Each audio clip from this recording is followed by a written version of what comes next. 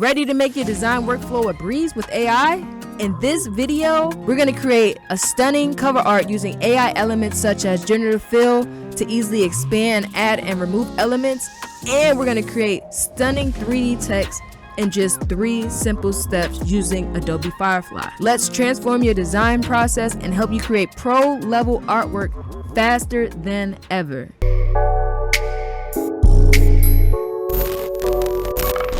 What's going on, YouTube? It's Ali Dope checking in once again, and I'm back. And I never leave y'all gone for too long. You know, you gotta always go back, learn some new techniques, practice a few things, and get your mental health right and get your life on track. You know what I'm saying?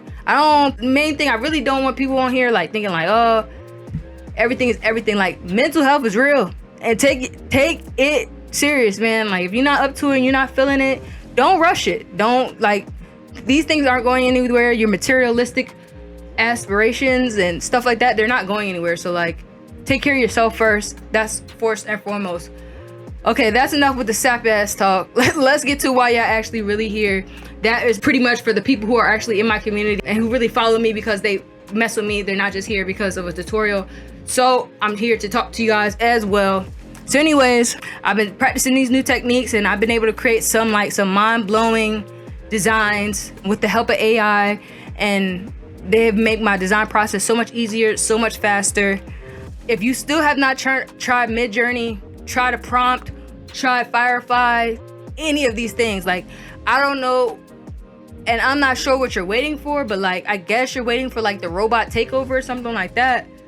Because that's literally gonna be all that's left. So if you haven't yet, go try it out. It's free. Cheap ass. See what it's talking about. See if it's a new skill set. You can kind of probably monetize. If you know it before everybody else knows it, you're more prone to being the one that people go to for this type of thing. Don't wait till everybody's asking for AI covers to be like, oh, I make AI covers now.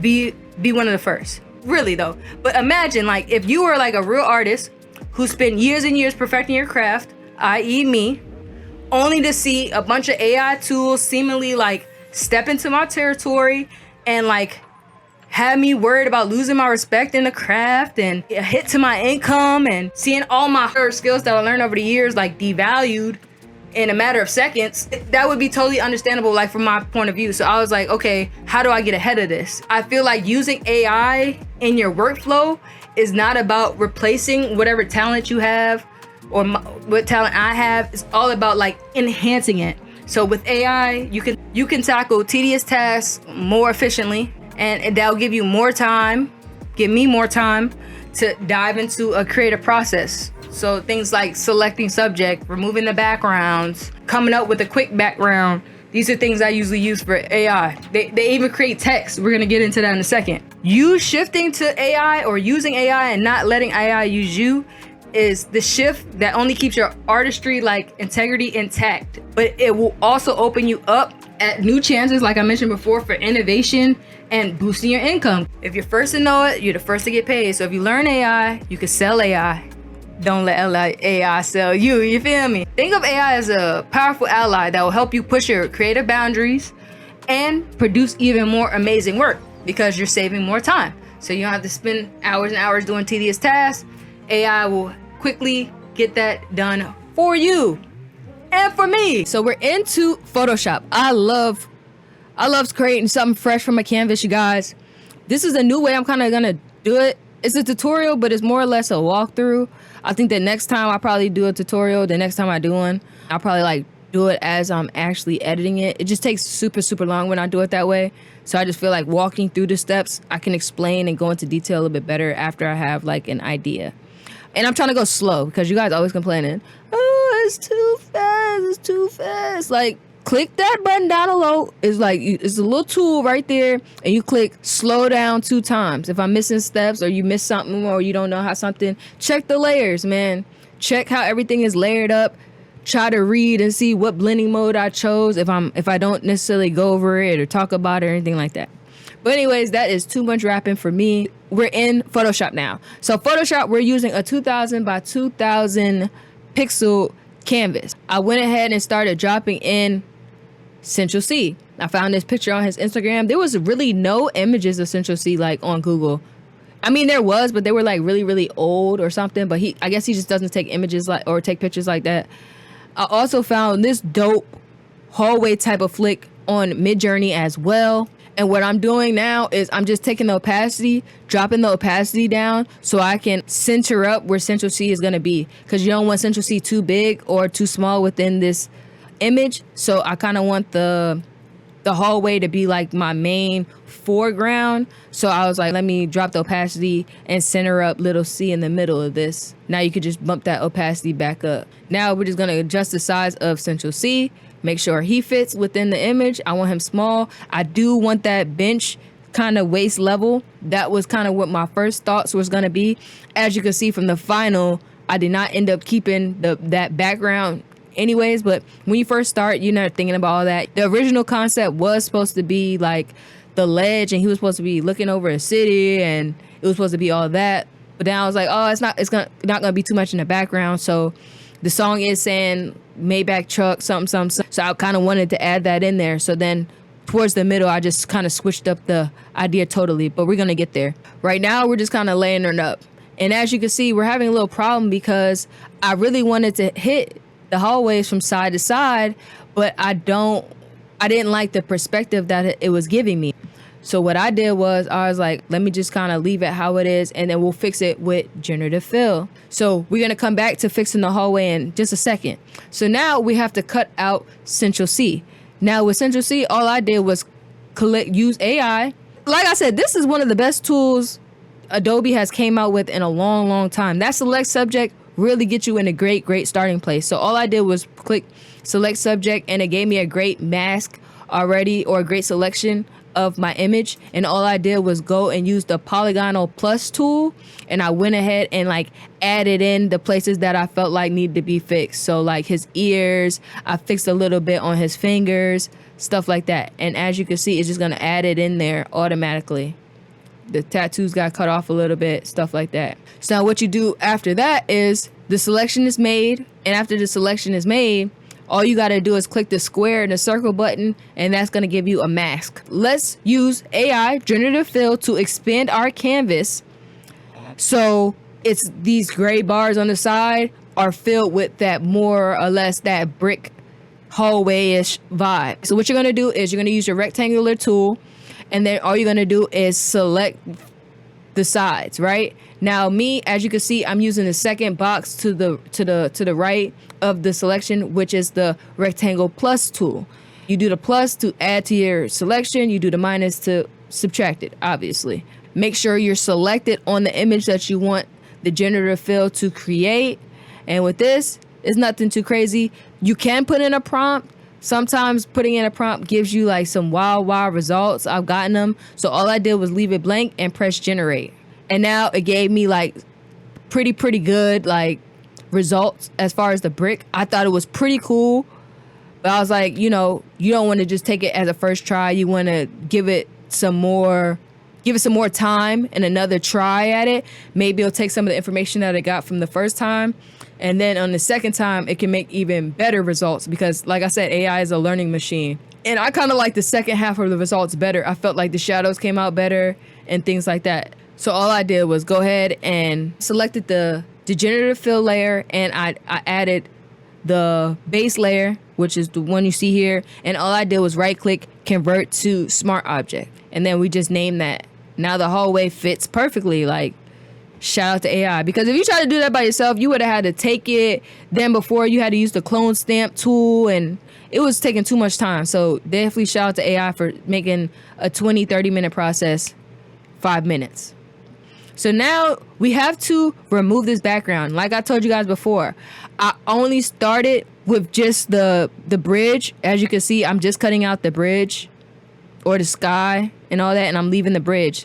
So now as you can see now, I have just the bottom half of the bridge type thing, and I had it. So the idea, like I said, was to replace the sky and just create like a galactic type thing. But I was like, we'll do it more or less on the street. So that's what you see here. And as you can see, I changed it because I started adding clouds and stuff, and it just looked too dry. Like I really wanted to add that truck in there like I mentioned before. So I was like, let me go back and add in the rest of this, so then all we have is the archway from the hallway. And like I said, just non-destructive editing, all of these are just masked.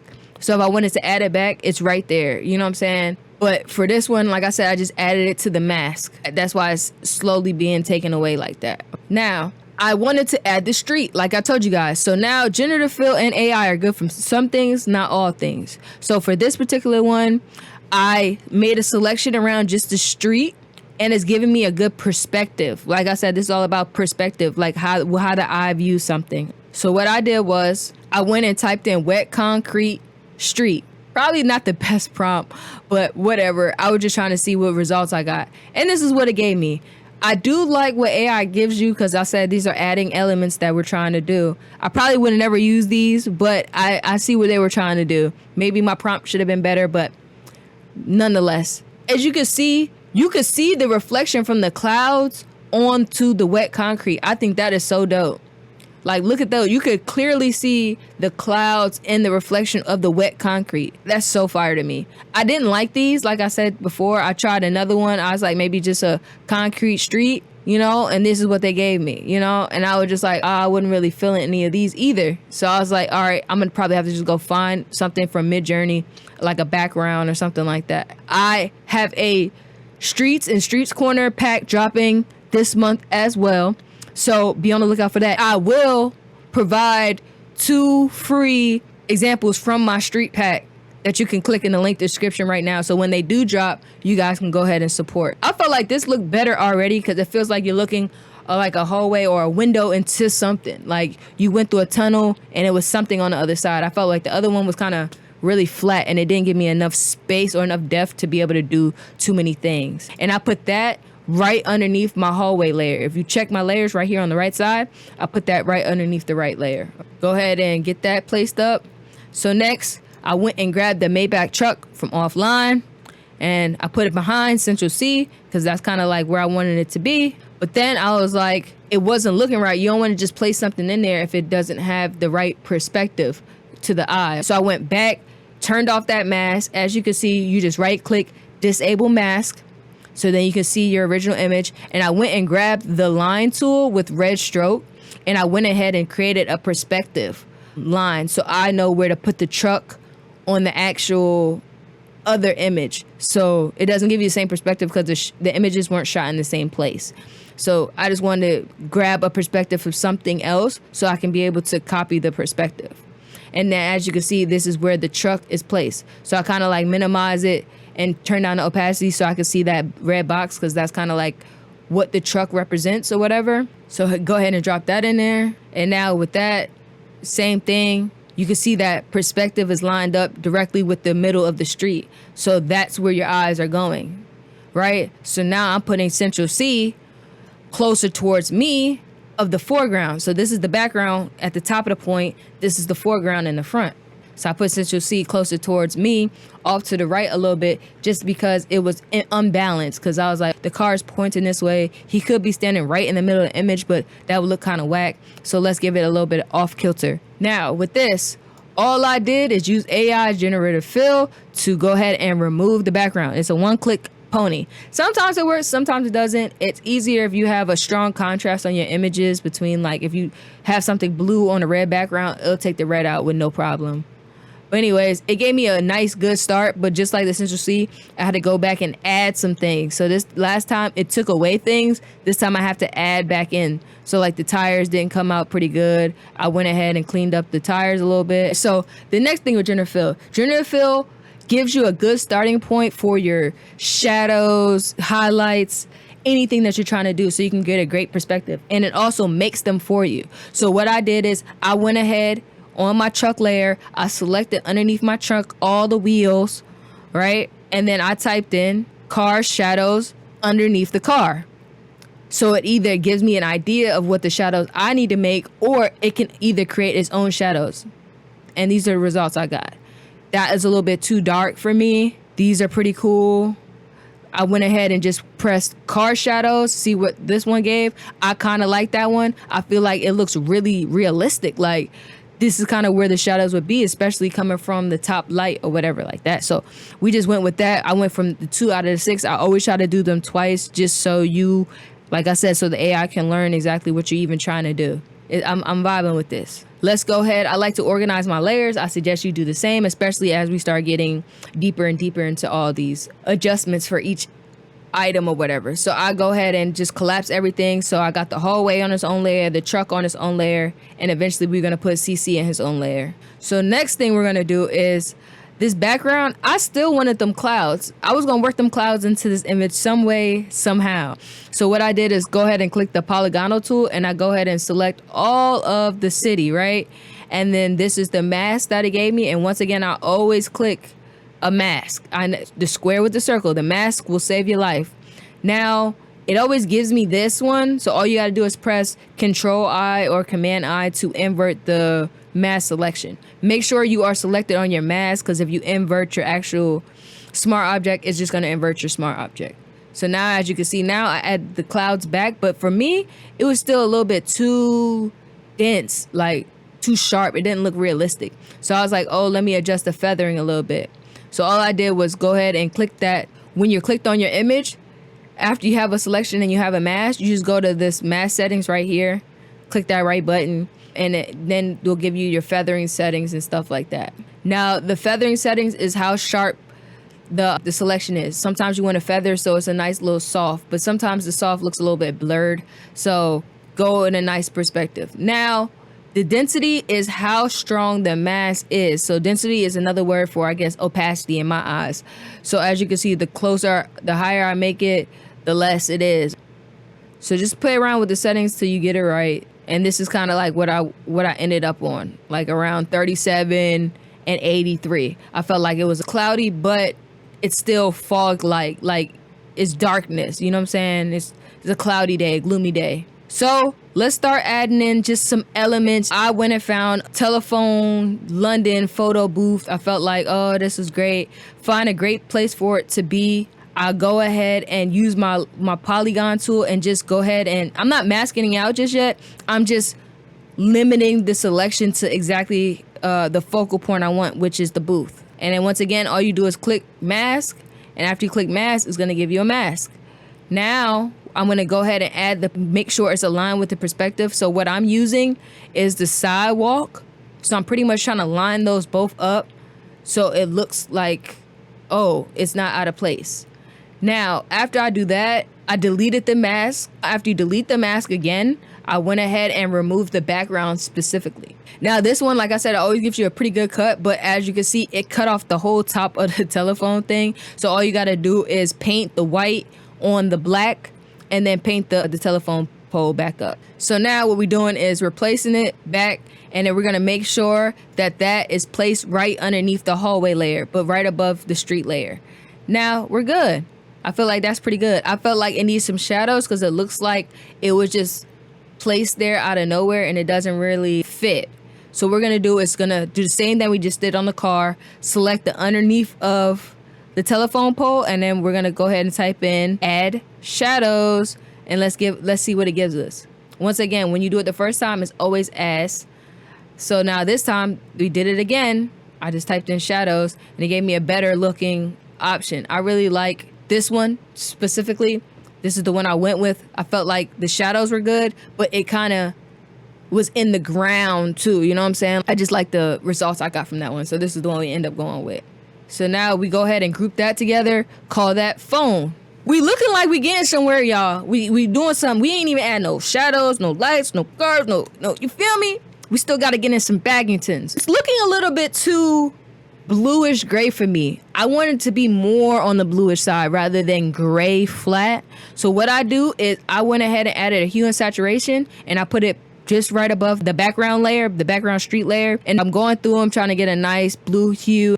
Then you're going to go ahead, right click, create clipping mask. So then that hue and saturation only affects that street image. To the adjustments, once again, it still looks flat. So what we have to do, we have to add some curves to get these levels right. So once again, you're going to go down there, click on that half circle, make a curves layer.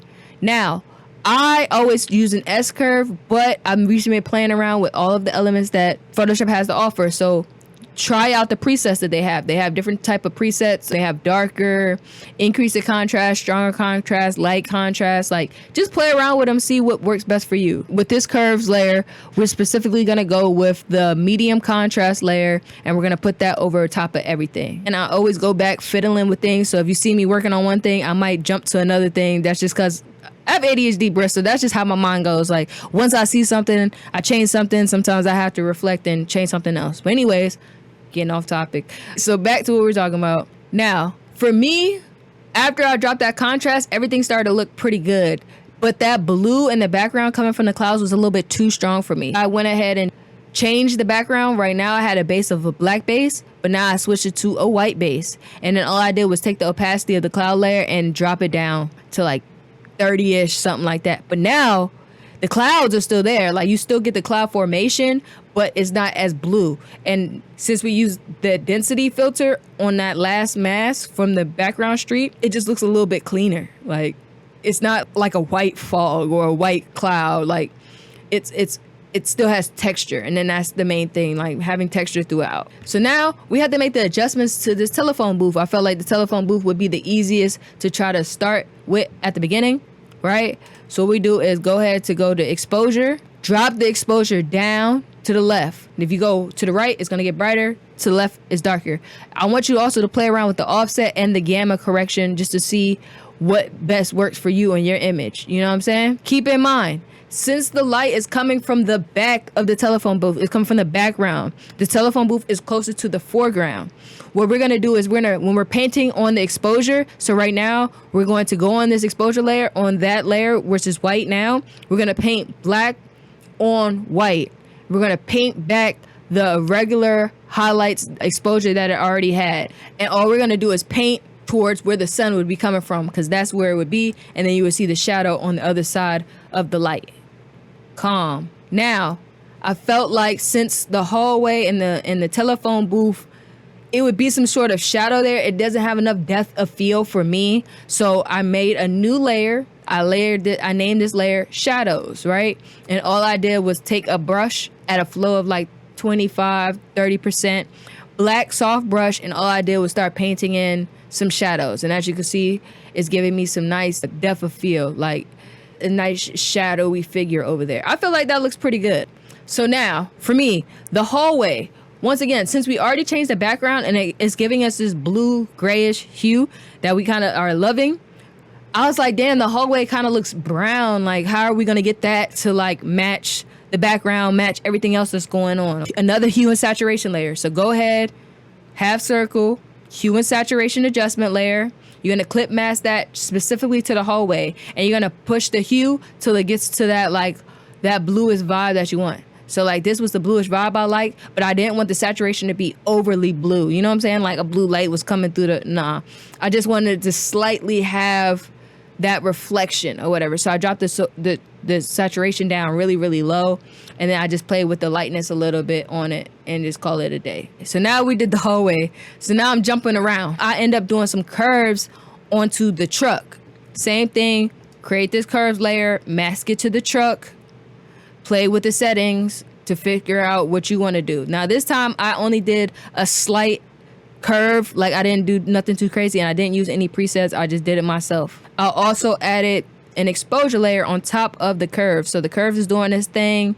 Now we're on to exposure. I'm dropping the exposure down a little bit, adjusting how I see fit. And what I do now is, like I already told you guys, click on that mask layer, invert the mask. It goes back to the original thing before it had its adjustments. We're gonna go ahead and paint white on black, and we're gonna paint back in those exposure layers. Now for me, when I'm painting in exposure layers, for me, these are the shadows, just like with the telephone booth. So I'm just painting it really, really light. The flow is at like 25% once again. And I'm just painting back in some shadows, just so it's nice and dark. As you can see there, we got it.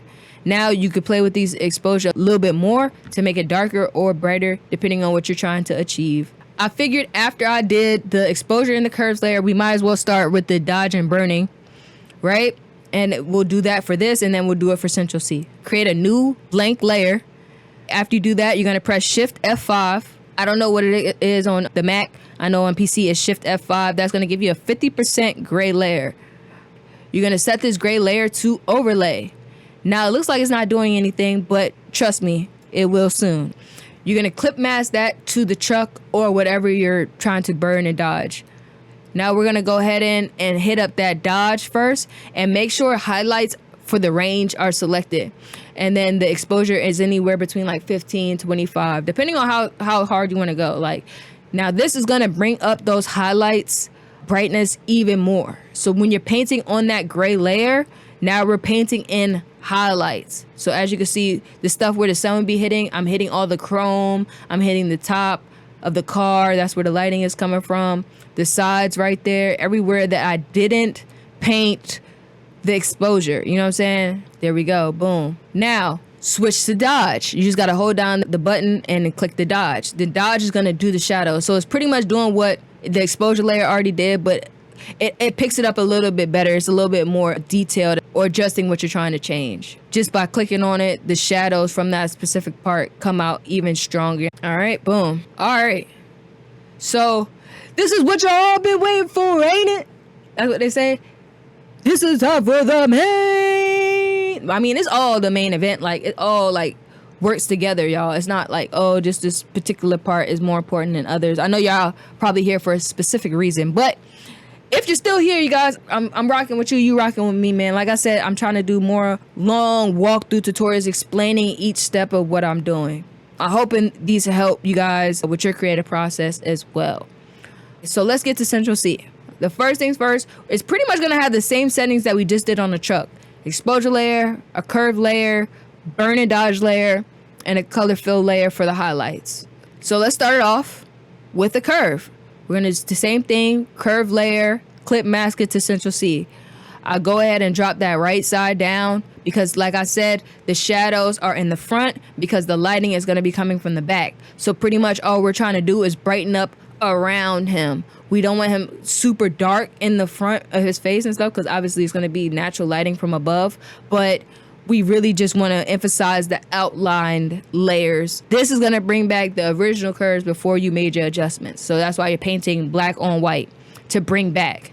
So black brings back. I like that. Black brings back. All right. So we're going to go ahead and just paint outside. And like I said, the flow is like 60 and I'm faintly doing it around. I'm not even doing it like too harshly. And it's everywhere that you feel like light would hit too. Like it don't always have to be just the arm and stuff, like light spills. So make sure you get the shadows on the jersey, all that. Now, next up is gonna be that burn and dodge layer.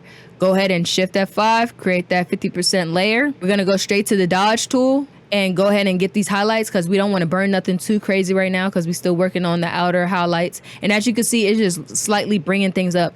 The inside of the pants, like where the light would be spilling, on the shoe where the light would be spilling, around underneath the jersey. Like I said, just play around with it, dog. Now, I did do a little bit in his chains and stuff. I feel like chains kind of glow in the light. Like you don't need light for your chain to bling. You know what I'm saying? So I'm pretty sure he VVS. He not that moissanite. You know, no shame to moissanite, but you know, it's not VVS. That's what we're saying. Anyways, just slightly adding some highlights in there.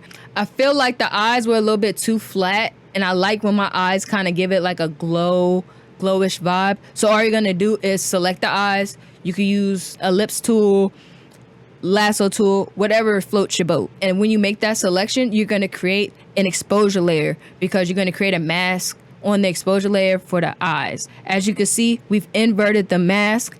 Now the exposure is really, really high. So now it looks kind of like weird almost, like it looks too strong of a selection. So we got to go ahead and adjust that a little bit. Since it's really, really harsh, let's go ahead and paint away some of the harshness. Black brings back, remember? So now we want to bring back some of the roundness underneath his eyes and on top. So as you can see, it was square, it was really, really harsh, but now it's like right in the eyes. Real fixated on the eyes. The eyes was a little bit too dry. Usually people have glints when something is hitting their eyes really strong. You have like a white dot in them. So all I did was paint literally a white dot on a new layer. You know that creating a masterpiece takes time, patience, and a lot of trial and error, right? But what about if there was a way to streamline your design process and unleash your creativity without a hassle? Look no further. If you need help with your next design process, download our new gradient packs and element packs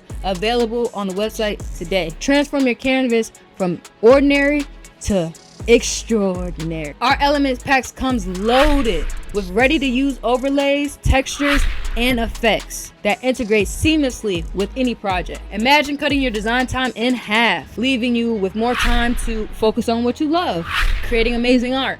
You can elevate your artwork, impress your clients, and meet your deadlines with ease. Design smarter, create faster, and let your imagination soar. Is that it? Bet. Check out onlydopemedia.com for your design elements today.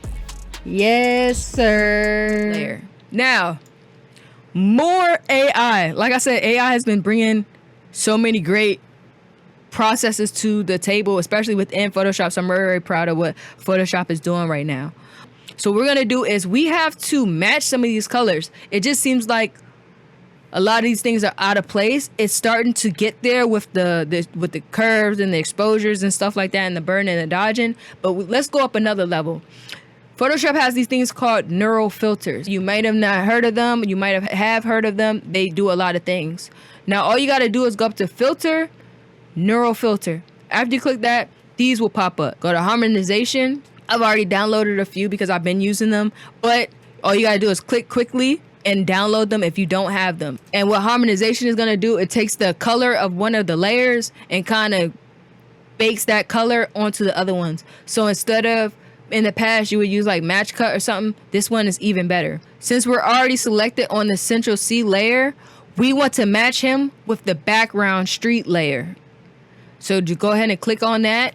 Now you can add the strength or like play with the other color sliders. Before it was a little way bright, looks like it's a sunny day, and now it gives it a nice gloomy type of vibe, gloomy day based on the strength. I'm gonna go and play with something sort of in the middle so it's not too crazy. There you go. As you can see, it's gonna give you a neural filter layer on that smart object that you have. Make sure you have all your images are smart objects, because sometimes you need to turn them on, turn them off. Sometimes you might change your image, the colors or any of the hues, or maybe they need to swap something out. It's just easier that way. So now, since we did that for Central C, we kind of got to do that for the truck too. Same thing, click on the truck layer, filter, neural filters, harmonization, select the layer, go to that background layer again, play with the strength, and then click OK. Now it's starting to look like something, like the colors, the curves, the exposure, everything's kind of like really working together. The shadows are really strong, but now Central C kind of looks like he's floating a little bit, and we need to get these shadows right. Like he looks like he's just standing on, I don't even know what he's standing on. He's just standing on filters. So I'm going to try to do that same add shadows thing that I did with the car. I just click on underneath him, select his feet, select underneath his feet, and I type in shadows and I create generate to see what it gave me. What I mentioned before when you're doing this is sometimes you may be able to use shadows, sometimes you won't. But what AI will do, it'll give you a great base and a starting place for where your shadows should be as it pertains to the different lighting sources within your document. So I go through these. I didn't like none of them. But what I did do, I kept the shadows on. I created a new layer. I did my flow like really low, and I changed my brush, and I made it like a nice flat brush. I made my flow like 5%, and I just started painting in where the shadows was already on there from that generative fill layer. So it gave me a great base to start with. And then all you do after that is go up, filter, blur, Gaussian blur, nice strong Gaussian blur like 30 or whatever, and that'll give you a nice little soft shadowy look right there. With shadows, it's not just the light hit the shadows. Usually shadows have, I don't even know what to call it. It's like a point reflection, but like where the things connect, you need to be able to have some sort of a strong shadow right there because it's on the ground. It's not coming from a light. I don't know if that makes sense. But anyways, This is a shadow layer on top of the shadow layer because this is the contact shadow. That's what I'm gonna call it, the contact shadow. And this one, you're gonna turn the flow up a little bit, and then that'll give you like a nice, like, oh, his foot is on the ground type of shadow. So like I said, the contact shadow. And the same thing with the contact shadow. Blur, Gaussian blur, but it doesn't have to be as strong. All right, so with all those adjustments and changes, obviously Central C is no longer floating. Yes, sir. But it still looked really bland to me. For that light to be so strong coming off the back, especially for the car and the behind him, I felt like it needed some more like smoky, foggy, sunny elements. So my smoke and fog pack, which is available now, click the link in the description. I used some smoke and fog from my pack and I just dropped that in there and I went ahead and set that to screen. I felt like it gave me a nice like sun rays type of vibe from the sun bustling through like fog, and I felt like that would be perfect for what I was trying to do. And then it was pretty much good after that. Once again, you got to adjust some of the layers. So I put Central C back on top. I put the hallway, and I make sure the smoke is right underneath the hallway because I don't want any smoke coming from the hallway because all this stuff is happening behind. So literally the hallway should be the top layer. Before I had it set the screen, it was a little bit too flat still. So I set this one to linear dodge, and I just dropped the opacity down a little bit, and then that kind of gave me like a nice strong like vibe. Like, it's dark still. I told you I'm going back and forth based on the elements that I add into the image. I'm going back and adding some adjustments to Central C. I'm adjusting those curves a little bit to make it a little bit brighter. It was a little bit too dark at the beginning. I went ahead and added some more dodging into Central C as well. I felt like that is perfect as far as like the balance. Like, it was too unbalanced for me. What I had to do is I forgot to add adjustments. When I first started working on Central C, I always do a camera raw filter just to make adjustments to the actual image itself. And for Central C, really all I did, go to filter, camera raw filter. I remember having to keep saying it all the time because I forget this might be somebody's first time watching this video. I'm just doing it based off the people that have already been watching me. So that's my mistake. So camera raw filter, and since it's a smart object, it will create it just like it did for the neural filter, so you don't have to like rasterize anything. Now for me, all I did was do some slight adjustments. Like, first things first that we want to do is you want to go down to detail and you want to sharpen all the way up. Now it might look weird at first, but you're going to combat that by doing the noise reduction and put that all the way up. And that's what's going to give you like that cartoony, painted, chalky type of look. I did adjust the sharpening just a little bit because it was a little bit too harsh. But like I said, based on your settings and based on your image, do what works for you. I did add some texture. I added some clarity. And then that's it on that. Like, I wasn't trying to go too crazy. But like I said, that even brought it up even more. Like, it even looks more HD now, like, than it did at the beginning. Now, we're gonna have to add a little bit of highlights to Central C. So we created a new color fill layer. I went ahead and clip masked that to Central C already. It's taking up all the Central C, but we don't want that. We just want the highlights around it. So what do? Control I, invert that selection. Now we're gonna paint the white on the black because white take away and black brings back. Oh yeah, that's a good one right there, y'all. So we're going to paint white on black to bring out some of them highlights. So for this one, the flow is going to be really, really like light because we're just slightly bringing in everything. And like I said, a small brush, and this is where the rim of the light is hitting everything. So this is why it's so strong. So go ahead and paint that in. Now, as I started painting, I had to remember that I didn't want the white to be super, super strong because we already have a lot of strong curves and we already have a strong dodge and burn. So what I did was I double clicked on it. And then I opened it up in the blending modes option. And when you do that, you're going to get these under blend if layers. And then you're going to go to the underlying layer right here. And you're going to click Alt. And you're going to go ahead and drag that. Takes the white and spreads it out like paint. Rather than you taking a glob of paint blob and going like that. It kind of like spreads the white throughout. So it's thinning the white, if you think of it like that. The more further, the darker it is, right? So I did that. I liked how it was. This is kind of where I got for the white. And then we inversed it back because we never lost that. And then we just keep painting. I started off using a soft round brush, and then I switched over to like an oil paint brush.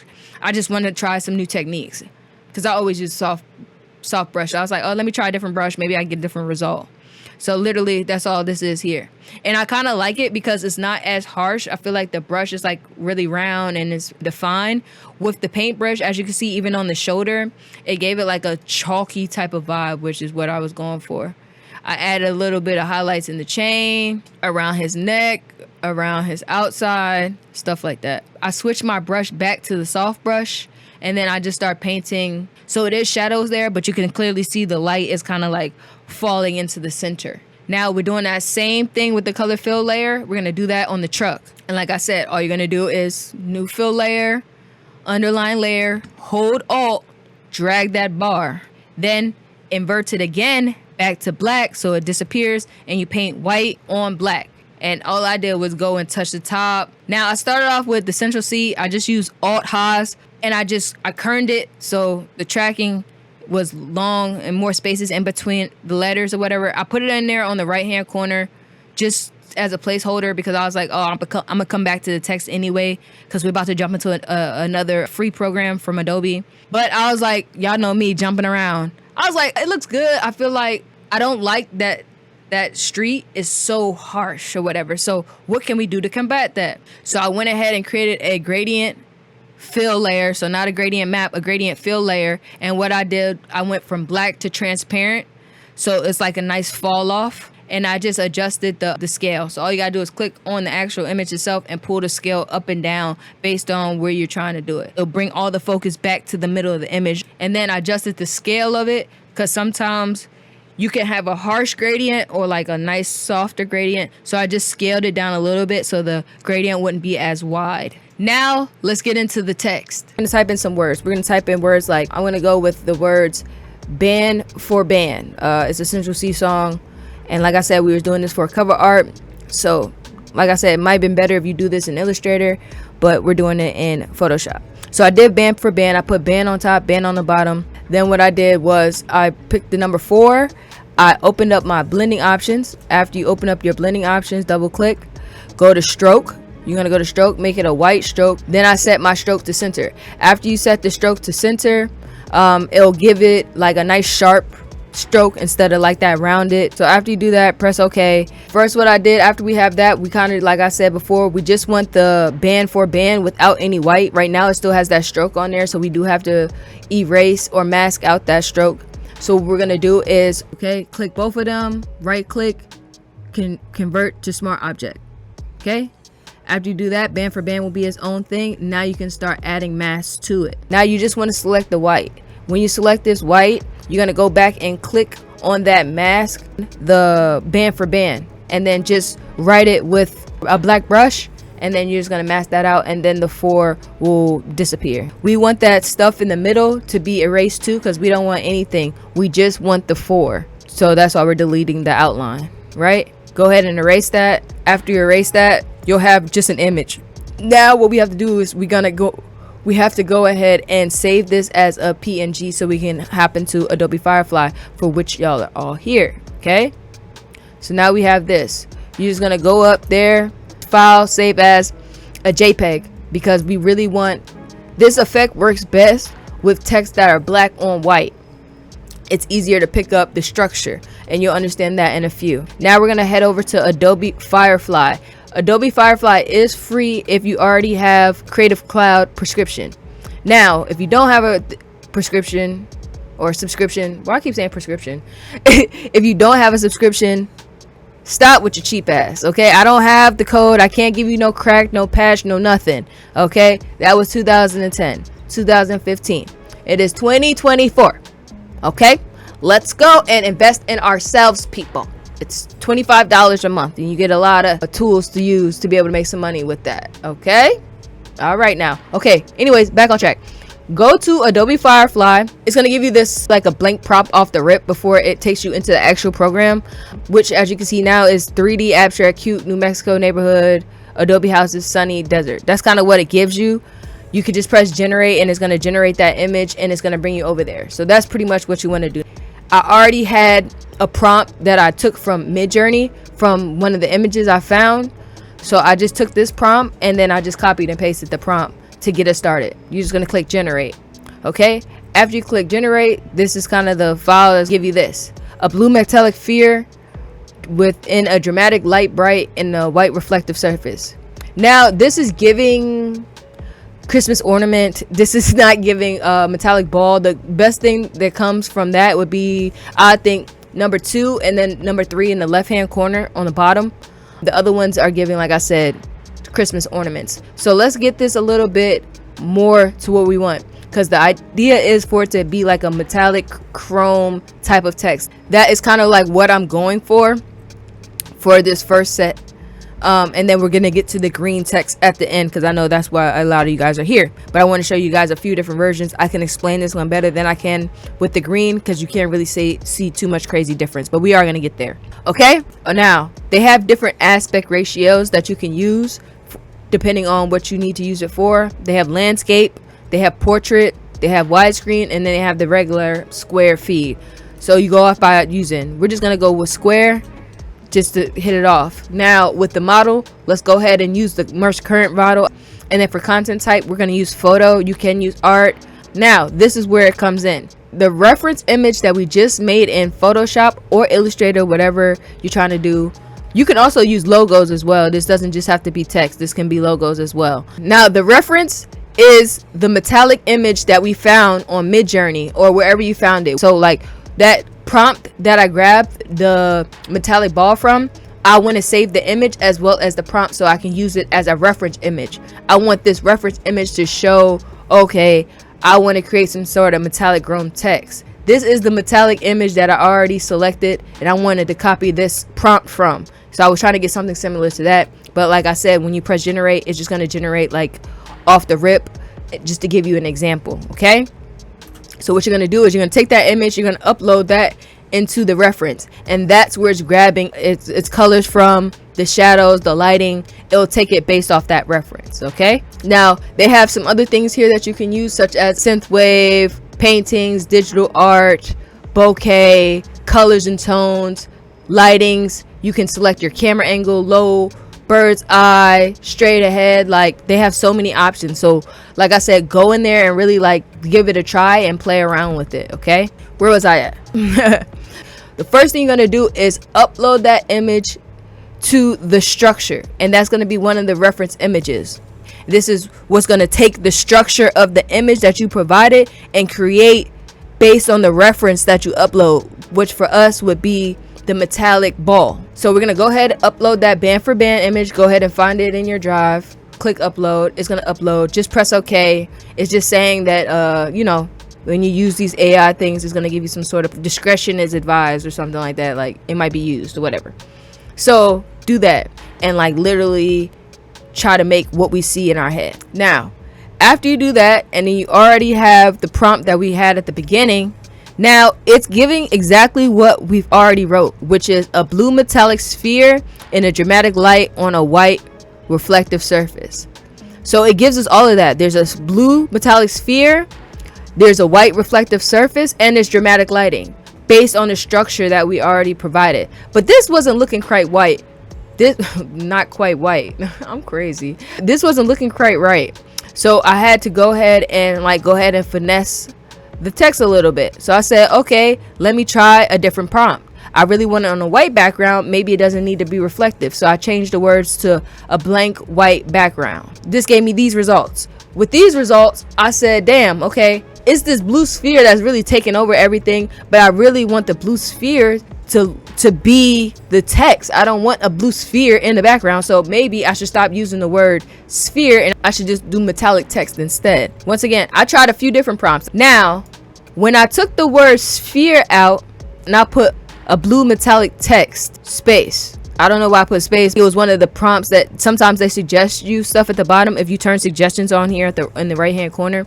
And then I added a 3D rendering and a dramatic light on a blank white backdrop. So that gave me exactly what I wanted to look. It's looking closer to the reference image that we already provided at the beginning. Keep in mind, with the styles here on the left hand corner, you can play with these settings. Play with the visual identity, play with the strength.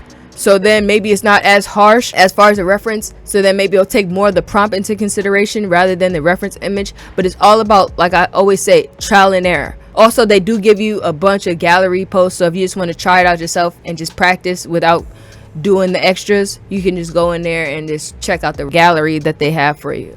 So let's keep it moving. That still wasn't what I wanted. I'm not gonna lie to y'all. Now, I switched up the text completely because I was like, maybe I'm too fixated on the blue metallic text. If I really want something blue, I can adjust it in Photoshop. So maybe I should get more specific. Instead of metallic is like a satin, matte, semi-gloss type of vibe. So with this, all I did was do straight up chrome, a chrome text. So now this time I put in a chrome text space 3D rendering in a dramatic light and a blank white backdrop. Now this gave me something that was way more similar to what I want. Now I also switched my reference image, so this now is my new image that I'm using. This is the chrome text ball. Once again, I found this on Midjourney, and I feel like I said, this is all AI, so you can use these different things as resources and tools. Don't think, oh, I'm being replaced. Like, use it to your advantage. I really like this one on the right hand corner. I feel like you can easily mask that out and start using that effectively. But I was like, let's try a few different ones. You don't want to just off the rip go with the first one, but it looks really, really clean. Like, it really gives you that nice strong chrome. It literally looks exactly like the image that I provided, and I really, really like that about Adobe Firefly. I think they're doing the text the best out of all of the AI tools. Midjourney is getting better, but it's still Midjourney. I feel like with the AI, it's all about your prompts, so you got to keep practicing different prompts to see what is going to be used for what. You know what I'm saying? Like, what is going to be best used for what you're trying to do. So for me, we changed the text up. So now this time I use chrome text 3D rendering in a dramatic bright light on a blank black drop with one beam and a shadow.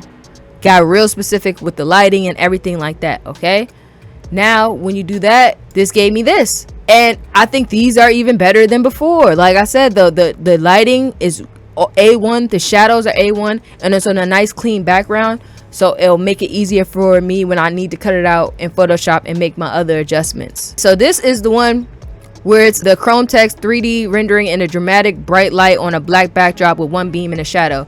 And this is what it gave me. It gave real specific with the lighting and the technique that you're going to be using for the lighting. And I really, really like these as well. Like, if I wanted to create just a text-based cover art, I feel like this would be an amazing place to start. If you don't even use these, it'll give you a great reference to use the shadows and the lighting for what you need to use it for. Now the next prompt we're going to try is chrome text 3D rendering in a dramatic bright light on a dark backdrop with beam from the back. It's slightly adjusted, but nonetheless. Now we're getting back to the brightness. I felt like we're moving away from the chrome shiny because of the lighting from the back. Obviously it's going to give you the shadow, so I was like, oh, let me switch up the lighting explanation or whatever. And I tried to actually add like HD photorealistic at the thing. It didn't pick that up, but it's there. That's why, if you guys are asking, like, it was just there. But the best one out of this one is this third one on the bottom left hand corner. I was like, that one kind of represents exactly what I'm trying to do, like almost exactly. Like, the lighting and everything is perfect. Subscribe to the channel so you don't miss a drop. Also, tap in on our Discord community while it's free, so you'll be able to know updates and everything before everything happens. Now, anyways, all right, so now that we have the text, let's go and grab one of the texts that we like from the Adobe Firefly. And like I told you guys before, it's a great starting place, right? But what we need to do is we need to be able to take that background out because we just want the text. So like I said, you can always just try remove the background, and when you click remove background, it's going to automatically give you a mask. Now the mask did pretty good taking the edges out, but we still got to get in between each of the letters and the characters. So go ahead and clean that up. I went ahead and used the polygonal tool, and all I did was click and I masked it out, cleaning up everything, making sure I get on all those little holes. Pause. It gives you a great starting place, but you still got to kind of adjust it to what you need. Double click on it, bring up the layer style. With that, all I did was add a nice inner glow. So for inner glow, I just set it to linear dodge. I gave it like a nice double cone, I believe it's called, for the contour. I turned the range all the way up, and I set mine to edge with a 0% choke and a 10% size. Now I want a drop shadow. Most drop shadows are black, but I want to make mine white because, like I said, it's going to be coming from that smoky, foggy sunlight. Created a new brightness and contrast layer and clip masked that to the text layer as well. And you can still make adjustments, like I said, in Camera Raw. So I double clicked the image, opened up Camera Raw, because I really wanted to get a more sharp image. So I turned that texture all the way up. I turned clarity all the way up, and I adjusted the contrast just a little bit. And it'll give me this. I think that joint looks hard, bro. Like, not even gonna lie to you.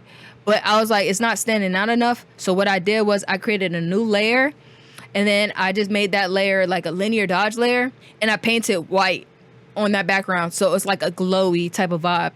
So you already got the drop shadow on there, but if you add that little bit of softness glow, it'll kind of like bring it out even more. I wasn't liking the blue that it had. I kind of got to make my own or whatever. So what I did was I added a black and white layer. Now it looks like more chromey, don't you think?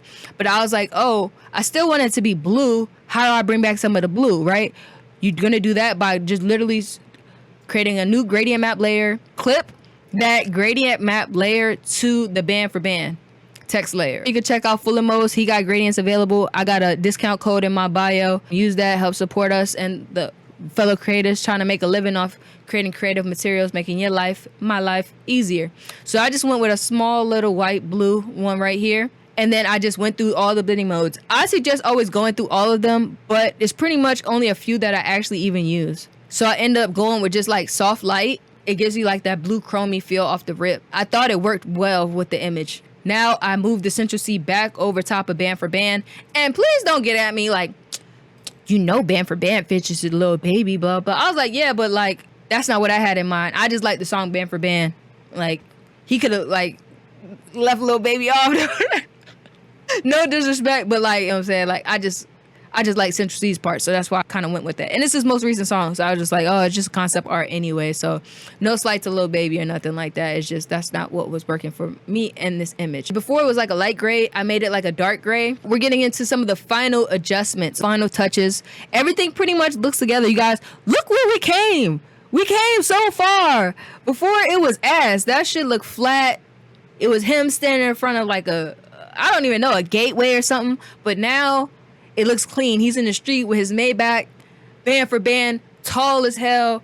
This is fire. So let's go ahead and add some of these final adjustments, color adjustments more or less. Create a new adjustment layer. You're going to type in color lookup table. With the color lookup table, go through all of them just to see what you're leaning towards or what you feel like it looks best. Like, that's really it, to be honest. If you want to change the colors completely, you can do that with the color lookup table because it's going to adjust all of the colors to match the theme. So as you can see, we're going through a few of them here. This one looks pretty good. It gives you like a nice warm blue hues.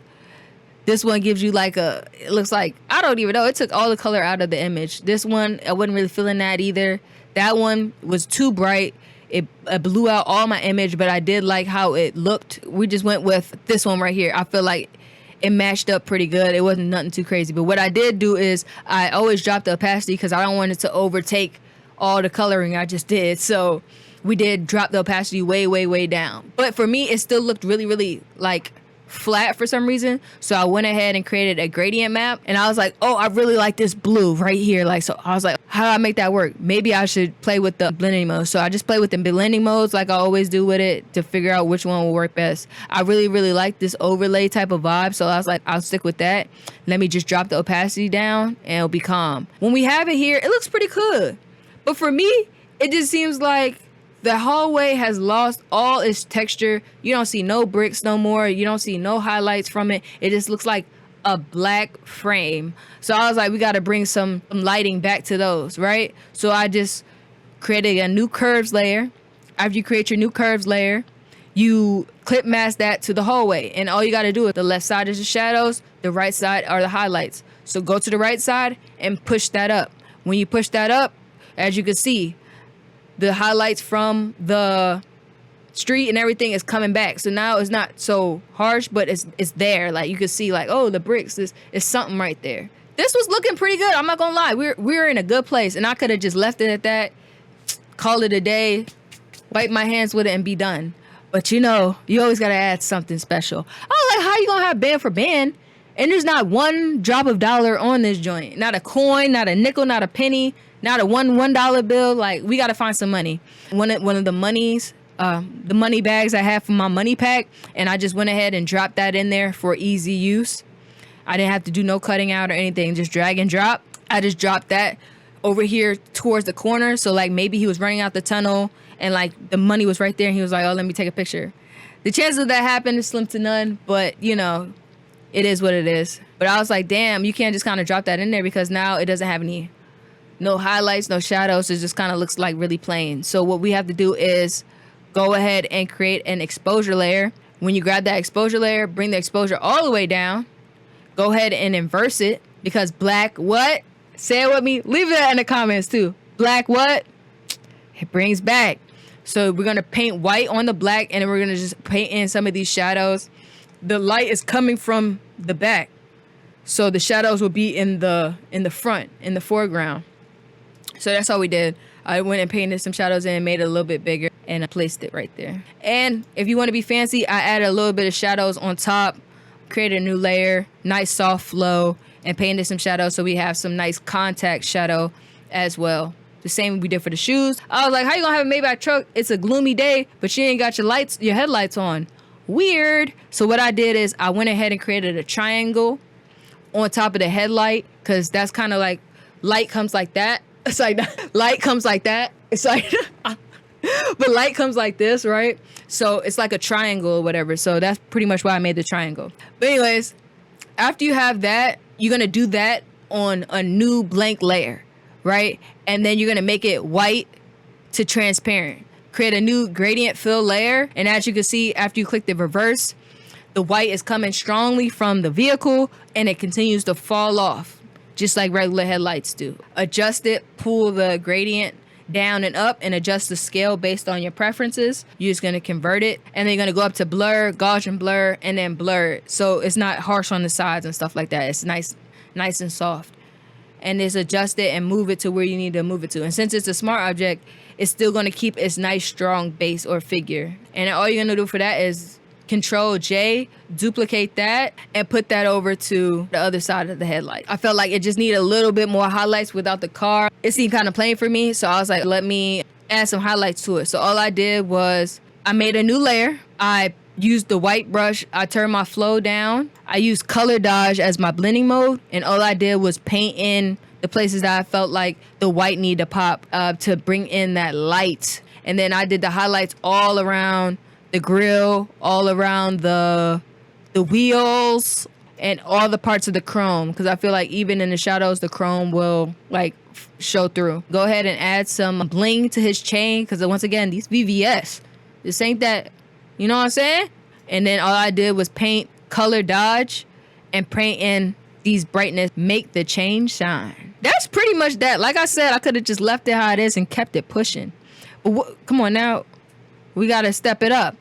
Select everything and make one big group. We're gonna name this the main image, but it needs some more detail. How do we bring some detail in it? Create a new layer, Shift F5 again. Then you're gonna go up to filter, noise, add noise. With this type of noise, what you're gonna do is do a monochromatic noise. You can go uniform or Gaussian. I like Gaussian. And it doesn't need to be too harsh, but just enough. After you do that, you're gonna set your blending mode to hard light. You could do soft light if you don't want your noise to be as strong, but I felt like since it's a dark image that the noise should pop a little bit harder. So I did hard light and I brought my opacity down just a little bit. And that's calm right there. So what I do next is I try to make a few camera raw filters with everything. So what you do is you're gonna duplicate this main image. A problem I kept coming across every time I tried to duplicate it, it was taking dumb long for some reason. Maybe there's so many layers, but the neural filters that we did at the beginning, for some reason, it kept saying like out of maximum or something like that. So I was just like, how to combat that? All you got to do is rasterize that specific image. But if you didn't want to rasterize it, you can always just make that a smart image itself, a smart object itself.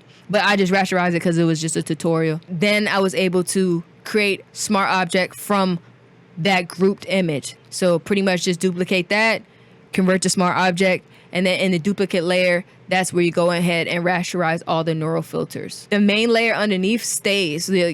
That's going to be like your layer that you go back to. This is the layer that you go ahead and make these adjustments with.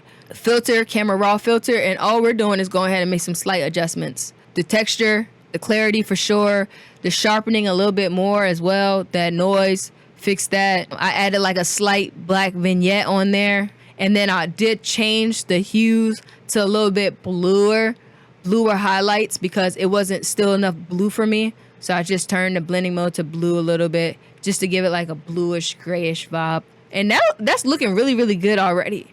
Last things last, I set my colors to black and white. I clicked on filter gallery. I go to diffusion glow, and then I just make some adjustments to the glow amount and the clear amount. And at this point, you don't need too much graininess. I put it at 1. And then for this, all you're gonna do is set this thing to screen. So all you're doing is set this to lighten, set that top layer to lighten, and like bring the opacity all the way down. Cause it's adjustments, but you don't want it to overbear all the adjustments that you just made. So I just adjusted the opacity down a little bit more. And then for me, like I said, I was just being petty. I was jumping around. I was like, it looks pretty good. What can we do to like up it? I just grabbed some birds from offline, dropped the birds in there, and then I put that behind the central sea. And as the birds are coming through the fog and stuff like that, I felt like it worked because like if you trap or you into that type of stuff, it's like the bird call, make it clap, hey, you know what I'm saying? So the birds bring the bags, the bands for bands, like a bunch of bees going on. You feel me? So we're gonna just drop that layer and bring that underneath the band for band. And all I did was add a Gaussian blur to that. And then yeah, man, that's pretty much that. Like I didn't want to overdo it. I wasn't trying to do too much. I'm getting back in the game and stuff like that. So I just want to see what all like we're really pushing AI to. Most of this stuff like you see in here is AI. The hallway is AI. The street is AI. That bag of money is AI. I could have probably made an AI car too, but like I didn't want to. I wanted a real car or whatever. That telephone booth, I could have made that an AI too, but you know, it is what it is. I hope you guys really took something from this as well. I'm trying to do, like I said, more of a walkthrough type of approach rather than step by step. I might try step by step next time. I just don't think whatever I'm making, if I do step by step, it'll be like really minimal. It won't be as detailed as this because to be honest, this already took me like 3 hours to make. So imagine trying to walk through it as you're troubleshooting. Like I said, things come up, issues come up, and you just like, I'm staring at a camera or the camera is running or whatever. So like I said, this is all trial and error for me, bro. So, you know, that's that. I hope this video brought some clarity to the possibilities of using AI with your cover art or design process. Now, if you're working on a project, check out the ODM shop. If you haven't yet, please tune into our Discord channel where we will be getting started with the program fairly soon and you don't want to miss a drop. So get in the Discord while it's free. I'm giving you the heads up now. Overall, thanks for tuning in. Don't forget to drop a comment and let me know your thoughts on AI, the evolution of AI, and how you would use AI in your design process. And don't forget to subscribe to this so you don't miss the next drop. In the meantime, in between time, y'all know how I get down, man. And you know what I need y'all to do. Keep learning, keep creating, and most importantly, man, keep hustling, keep grinding. Yeah.